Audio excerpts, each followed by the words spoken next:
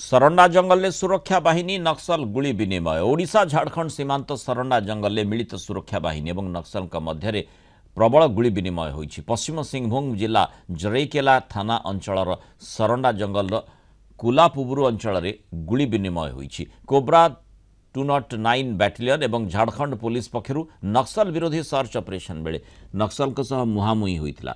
नक्सल प्रथमे गुलीमाड़ करने पर सुरक्षा बाहिनी पक्षरु पालटा गुली चालना करा जाइछि। मिलित सुरक्षा बाहिनी पालटा आक्रमण में घटनास्थल छत्रभंग देइछन्ते नक्सल। सर्च ऑपरेशन को जोरदार करा जाय घटनास्थल विपुल परिमाण विस्फोरक उद्धार करा जाइछि।